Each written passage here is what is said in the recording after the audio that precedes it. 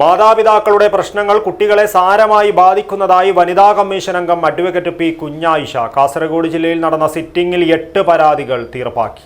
അത്യാധുനികവും ലോക നിലവാരവുമുള്ള ഫർണിച്ചറുകൾ വമ്പിച്ച വിലക്കുറവിൽ നിങ്ങളുടെ വീട്ടിലേക്ക് എത്തിച്ചു നൽകുന്നു. ബെഡ്റൂമോ, ലിവിംഗ് റൂമോ, ഓഫീസോ, സ്റ്റുഡിയോയോ ഏതൊന്നിനെയും ഭംഗിയാക്കാൻ ആർട്ടിക് ഫർണിച്ചർ ഇന്ന് തന്നെ സന്ദർശിക്കൂ. Arctic furniture, Kasaragod, Uppala, Mangalore, Kanhangad, Vadakara. വിവാഹ ബന്ധത്തിലുണ്ടാകുന്ന പ്രശ്നങ്ങൾ വ്യക്തിയുടെ മാത്രം പ്രശ്നമല്ലാതാകുന്ന രീതിയിൽ സാമൂഹ്യ വിപത്തായി മാറുന്നുവെന്ന് വനിതാ കമ്മീഷൻ അംഗം advocate P Kunjayisha Kasaragod collectorate conference ഹാളിൽ നടന്ന ജില്ലാതല സിറ്റിംഗിൽ സംസാരിക്കുകയായിരുന്നു കമ്മീഷൻ അംഗം.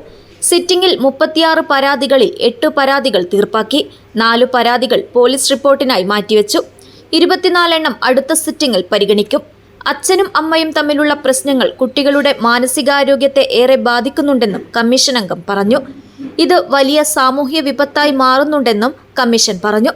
പരസ്പരം സഹിഷ്ണുതയില്ലായ്മ, വിശ്വാസക്കുറവ്, സാമ്പത്തിക സമ്മർദ്ദം, മൂന്നാം കക്ഷിയുടെ ഇടപെടൽ എന്നീ ഘടകങ്ങൾ വിവാഹബന്ധത്തിലുണ്ടാകുന്ന പ്രശ്നങ്ങളെ കൂടുതൽ വഷളാക്കുന്നു. ഇതിന് ശക്തമായ സാമൂഹ്യ ബോധവൽക്കരണം ആവശ്യമാണ്. എന്നാൽ പലരും കൗൺസിലിങ്ങിന് വിധേയരാകാൻ വിസമ്മതിക്കുന്ന അവസ്ഥയുമുണ്ട്.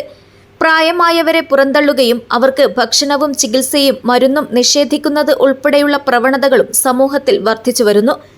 ഭർത്താക്കന്മാർ മരണപ്പെട്ടു പോകുന്ന സാഹചര്യത്തിൽ പല നിയമപരമായ ആനുകൂല്യങ്ങളും സ്ത്രീക്ക് കുടുംബത്തിൽ നിന്ന് നിഷേധിക്കപ്പെടുന്നു. അർഹതപ്പെട്ട ആനുകൂല്യങ്ങൾ നൽകാതിരിക്കൽ, സ്വത്ത് തട്ടിയെടുക്കൽ, വീട്ടിലുള്ള അവകാശങ്ങൾ തടയുക പോലുള്ള ഭീഷണികളും സ്ത്രീകൾ കുടുംബത്തിൽ നിന്ന് നേരിടുന്നു.